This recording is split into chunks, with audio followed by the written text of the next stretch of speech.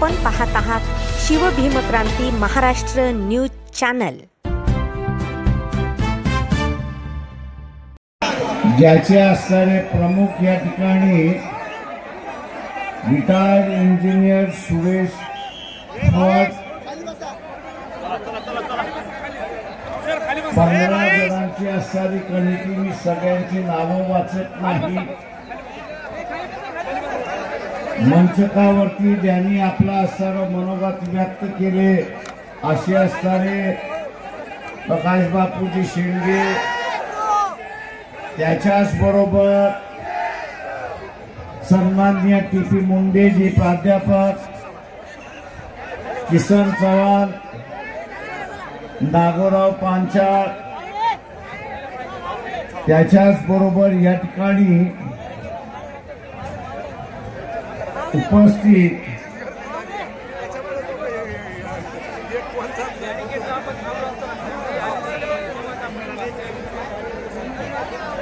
सन्मानित मंच, उपस्थित बंधूंनो आणि भगिनींनो, घोडा मैदान आता जवळ यायला लागले हे आपण लक्षात घ्या।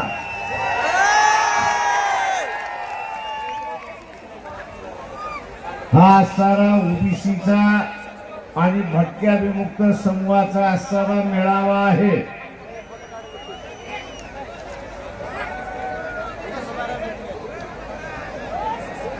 मी सर्वात प्रथम या ठिकाणी ओबीसी आणि भटक्या विमुक्तांना धन्यवाद देतो की ते स्वतःच्या पैशाने कुठल्याही प्रकारची गाडी घोडा कोणाकडे न मागता ते आज या सभेला आले, त्याच्याबद्दल मी त्यांचं मनपूर्वक आभार मानतो। खऱ्या अर्थाने हा लढा सुरुवात झाला असं मी मानतो। आपली चळवळ ही आपली चळवळ, आपला प्रश्न हा आपला प्रश्न, आणि आपला प्रश्न सोडवणं हे आपणच सोडवू शकतो, दुसरा कोणीच सोडवू शकत नाही। हे 70 वर्षामध्ये आपण या ठिकाणी पाहिलेलं आहे। आपला प्रश्न काय? साधा आणि सोपा असणारा प्रश्न आहे, साधा आणि सोपा असणारा प्रश्न आहे, आणि तो म्हणजे की आम्हाला मिळालेलं आरक्षण आम्हाला टिकवायचं आहे। आम्हाला मिळालेलं आरक्षण आम्हाला टिकवायचं आहे। शासनाला कुणालाही आरक्षण द्यायचं असेल तर त्यांनी त्याचं वेगळं ताट करावं आणि त्या वेगळ्या ताटामध्ये त्याला आरक्षण द्यावं, ही आपली असणारी साधी सुधी मागणी। मित्रो,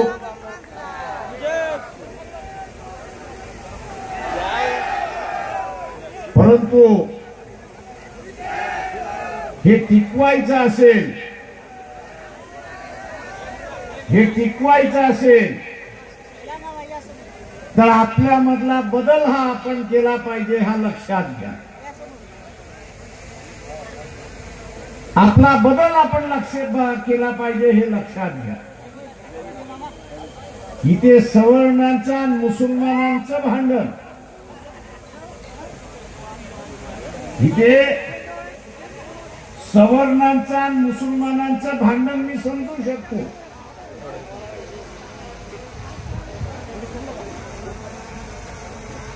ते आपणही समजावून घेतलं पाहिजे।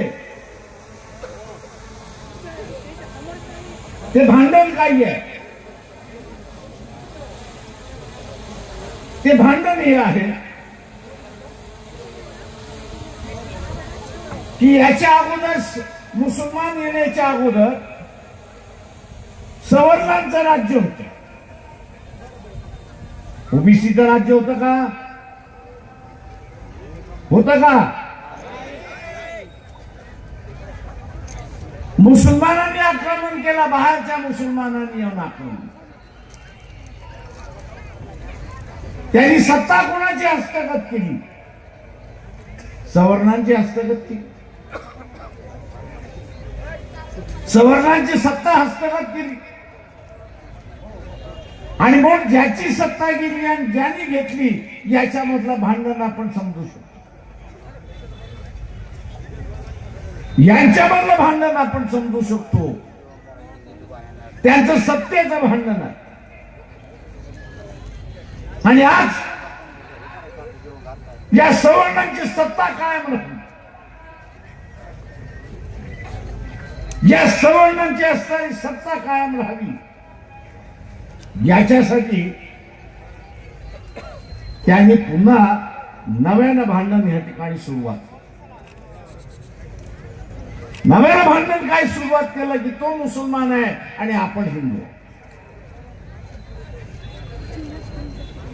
तो मुसलमान आहे आणि आपण हिंदू आहोत, हे भांडण त्या ठिकाणी सुरुवात.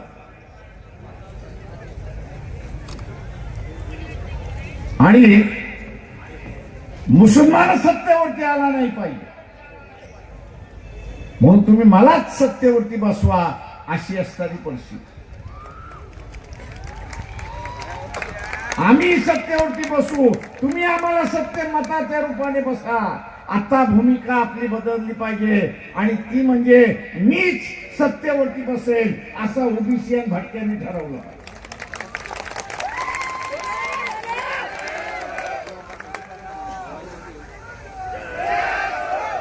आताची असणारी सत्ता जी आहे, आताची असणारी सत्ता जी आहे ओबीसी आणि भटका आणि आदिवासी इथला असणारा दलित जो आहे यांनी मिळून आपली ही सत्ता बसवली पाहिजे हे लक्षात. मी मुसलमानांना आवाहन करणार आहे, ही जी नवीन बस होते याच्यामध्ये तुम्हाला बसायचं असेल, ही जी नवीन सत्तेची बस होते त्याच्यामध्ये तुम्हाला बसायचं असेल तर ओबीसीच्या संमेलनाला उपस्थित राहणं पहिल्यांदा शिका.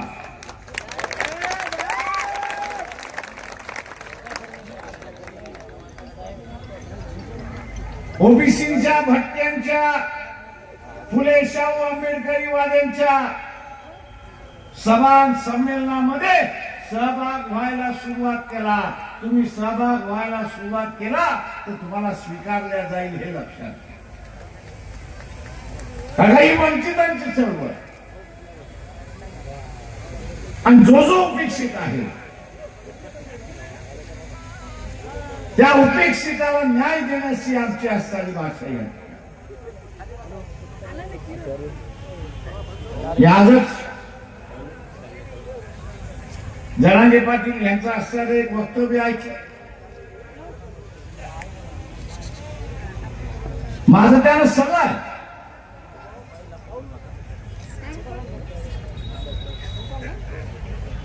माझा सल्ला आहे त्यांना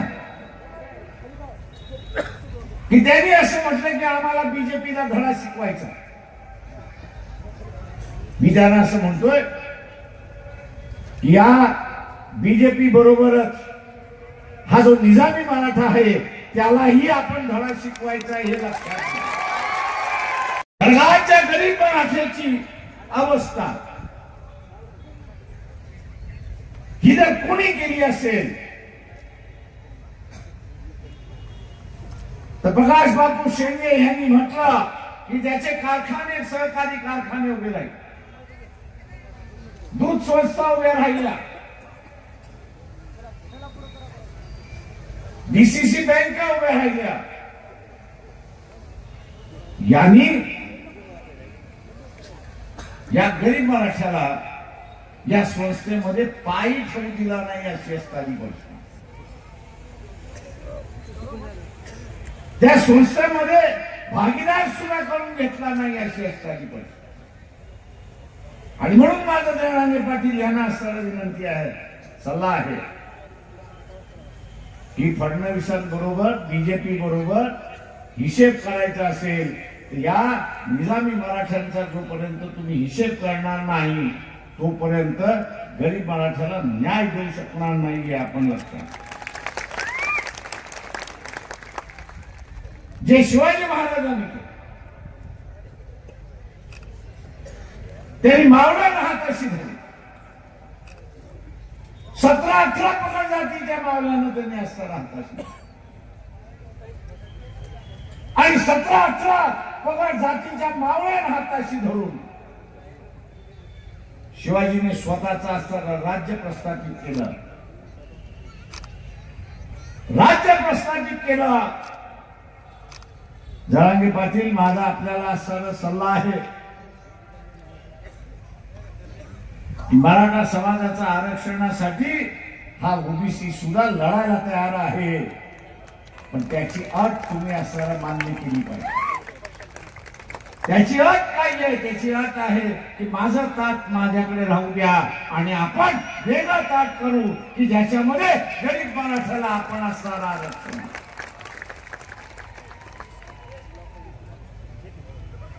इतिहासामध्ये फार जणांना संधी येत नाही. इतिहासामध्ये फार जणांना संधी येत नाही. फार थोड्याच माणसाच्या वाटेला ती असणारी संधी येते. आज 6 महिन्यापूर्वी जरांगे पाटील कोण होते कोणालाच माहित नव्हते. सामान्यातला सामान्य व्यक्ती. पण आज शरद पवारांचा बाप झालाय अशी असणारी परिस्थिती.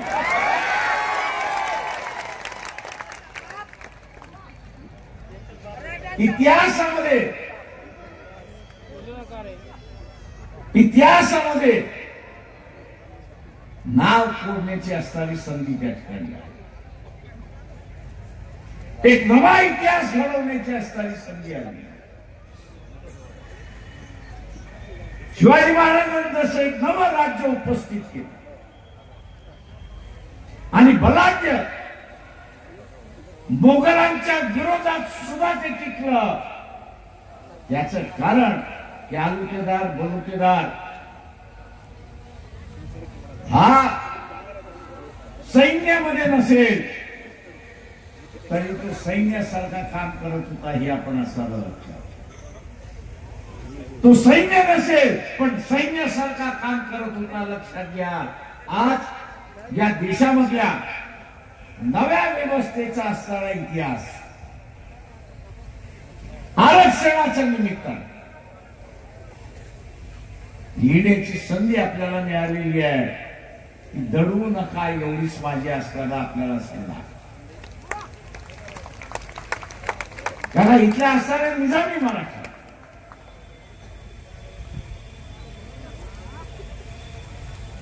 अंगारा पाटील आरक्षण रद्द करा म्हणून चळवळ सुरुवात केली. अण्णाराव आम्ही भेटलो. अण्णाराव एक मागणी काय ते म्हटले त्याच्याशिवाय मी समझोता करू शकत नाही. ते म्हटलं म्हणजे आरक्षण रद्द होणार नाही याची मला माहिती आहे, पण त्याचं आंदोलन मी उभं केलं तर माझ्याशी बोलायला तरी येते. मी असं म्हटलं की गरीब मराठ्याला आंदोलनात आरक्षण द्या तर मला कोण कुत्रही विचारायला येणार नाही. कोण कुत्रही विचारायला येणार नाही. आणि म्हणून ते आंदोलन बसलं गेलं. त्याच्यानंतर शशिकांत पवार मराठा महासंघ त्यांनी काढला. गरीब मराठ्यांचे प्रश्न त्यांनी बेटीवर राखण्याचा प्रश्न केला. तोही समजलं पचवलं. त्याच्यानंतर असताना खेडेकरापर्यंत आपण बघितलं तर त्यालाही पचवलेलं आहे. तुम्हाला या व्यवस्थेमध्ये पचवू देऊ नका एवढंच फक्त असताना आपण पहा. आज मित्रो ओबीसीला खऱ्या अर्थाने सत्ता हस्तगत करणं हा सगळ्यात मोठा कार्यक्रम आहे लक्षात. आणि आज सत्ता हस्तगत करायच्या असतील तर 2 गोष्टी करणं महत्वाचं. मी एक अत्यंत वात्रट प्रश्न आपल्याला विचारणार. त्याचा प्रचार केला जातोय की धर्म धोक्यामध्ये आलेला आहे. आता धर्म धोक्यामध्ये कधी येतो की ज्यावेळेस आपण सोडायला तयार आहे. किती जण आपला धर्म सोडायला तयार आहेत त्यांनी हात वरती लाजायचं नाही, हात वरती करा. एकच आहे की जो धर्म सोडायला तयार आहे. आता आपण सगळेजण वाघ वडिलांचा धर्म पाळणार असू आणि तो अंमल करणार असू, तो धोक्यात कसा आला मला एक सांगा. तो धोक्यात आला कसा? हे भारतीय जनता पक्षाचं धोंड धतूर चाललेलं आहे. भारतीय जनता पक्षाचं जे धोंड धतूर चाललेलं आहे, RSS असताना जे धोंड धतूर चाललेलं आहे, ते तुम्हाला फसवण्याचं धोंड धतूर आहे, लक्षात घ्या.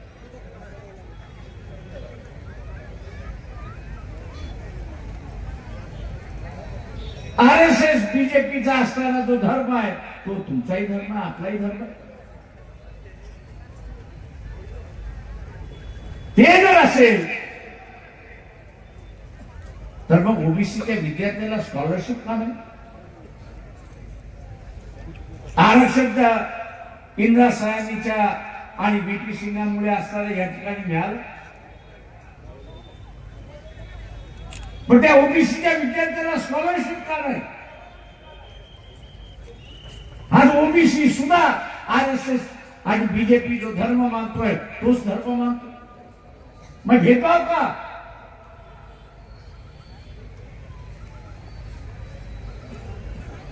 मुळात त्यांना ओबीसीला वरती आणायचं. आणि म्हणून मी नरसीच्या सभेमध्ये म्हटलं होतं की कुठला राजकीय पक्ष आपला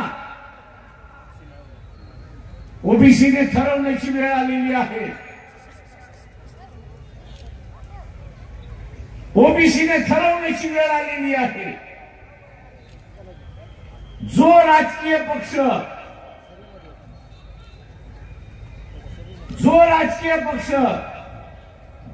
कमीत कमी 14 ओबीसीचे लोकसभेला उमेदवार देतील तोच आपला पक्ष म्हणून आपण सांगायचं.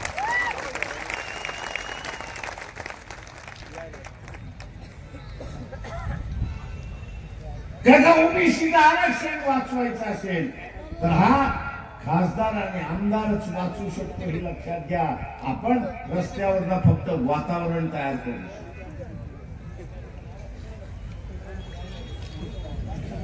रस्त्यावर आपण वातावरण करू शकतो. उद्याचा असताना मराठा समाजाचं वेगळं ताट आपल्याला करायचं असेल तरीही आपल्याला सत्तेमध्ये बसलं पाहिजे, हे लक्षात घ्या. का सत्तेमध्ये बसून आपण हे वेगळं ताट त्या ठिकाणी कोणाची मानसिकता आहे सत्तेमध्ये बसण्याची, त्यांनी हात वरती करा.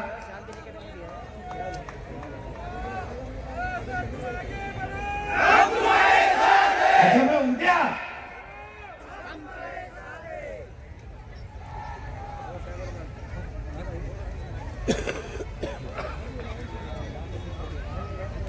भारतीय जनता पक्षाचा प्रचार,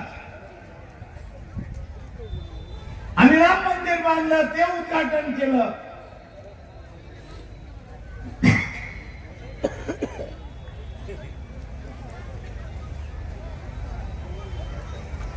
उद्घाटन केलं त्याच्याबद्दल हरकत नाही, पण त्या शंकराचार्याला का डावललं एवढं सांगा ना.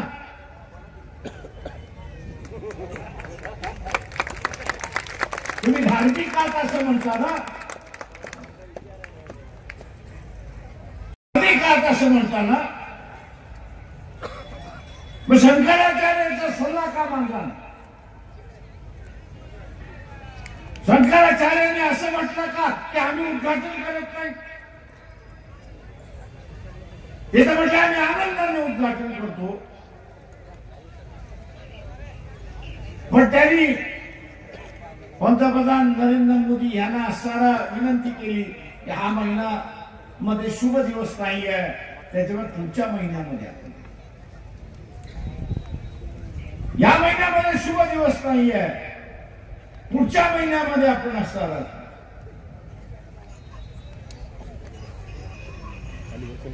पण हे के कोण नरेंद्र मोदी, हे के कोण नरेंद्र मोदी, आम्ही तारीख काढलेली आहे त्याच दिवशी करणार. तेव्हा त्या शंकराचार्यांनी म्हटलं की आमचा नाईलाज आहे, एक शुभ दिवस नसल्यामुळे आम्ही काही येणार नाही, हजर राहणार नाही, आणि ते हजर राहिले नाही. मित्रो, अशा या हेकेखोर माणसाला पुन्हा संधी द्यायची.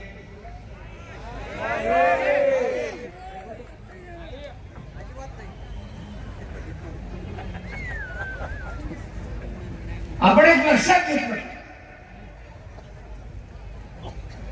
की देशाचा गाडा हकायचा,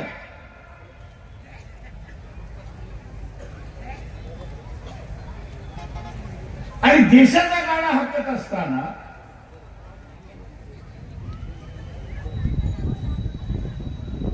त्या माणसाकडे हेकेखोरपणा असून चालत का?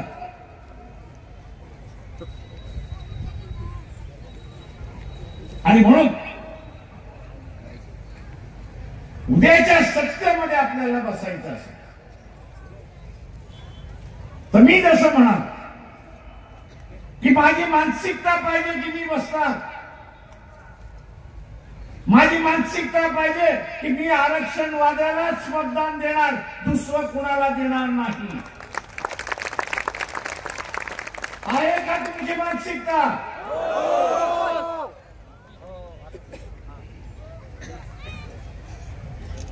दुसरी बात, आपण एक दरवाजा बंद केलेला आहे. आपण एक दरवाजा बंद केलेला आहे, दुसरा दरवाजा आपल्याला खोलावा लागणार आहे, खोलावा लागणार.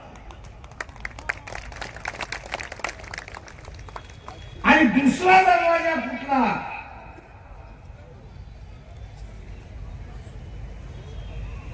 या ठिकाणी हा जो मुस्लिम मतदार आहे त्याच्याशी आपलं भांडण नाही. मगाशी मी जसं म्हटलं ते सवर्णांचं भांडण आहे, सत्तेचं भांडण आहे. आणि त्यांनी आता असणारा धर्म आणून आपल्यात आणि त्यांच्यात फूट पाडलेली आहे. उद्याचं जिंकायचं असेल आणि ओबीसीला सत्तेमध्ये बसायचं असेल तर हा नवा मित्र जोडायला आपण सुरुवात केली पाहिजे. हे लक्षात, हा नवा मित्र आपल्याला सर्व जोडायला सुरुवात केली. शिवाजी महाराजांनी आपला अख्खा आरमार जेव्हा मुसलमानांच्या ताब्यामध्ये देऊन एक विश्वास व्यक्त केला, आपण असणारा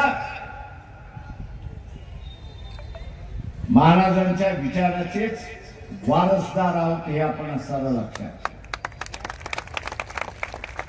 तेव्हा त्यांची नीती ही आपल्याला अपनावीच लागेल, त्यांची नीती ही आपल्याला अपनावीच लागेल. देवाणघेवाण हे आपल्याला करावं लागेल.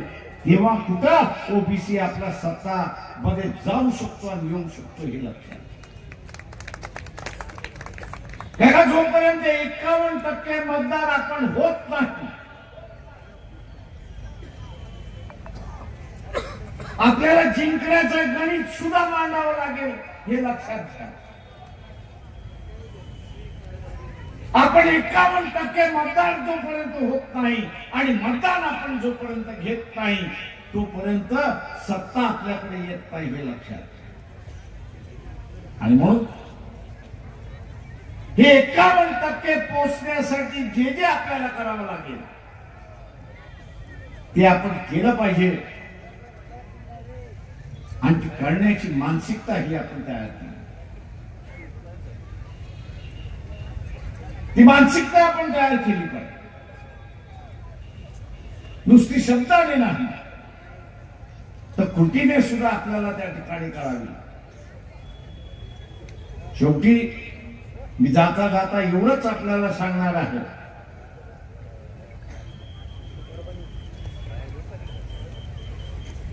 की वंचितचा जो उमेदवार,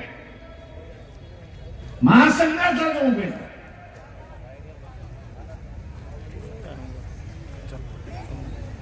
याला आपण मतदान केलं पाहिजे. आपण उद्याच्या असणाऱ्या कालावधीमध्ये चुकून मागून भारतीय जनता पक्षाला प्रचार काय होणार, अरे तो राहुल गांधी काय आहे, नरेंद्र मोदी फार मोठा आहे. जाता जाता एवढंच आपल्याला विचारतो की तुमच्या कुटुंबातला 63 माणूस तुम्ही प्रमुख करणार का? तुम्ही 63 माणूस कुटुंबाचा प्रमुख करणार का हे सांगा. करणार का? करणार का? आणि मग देशाचा पंतप्रधान 63 कशाला करताय हेच आवाहन करतो आणि आपल्याला रजा घेतो. जय भीम, जय भारत.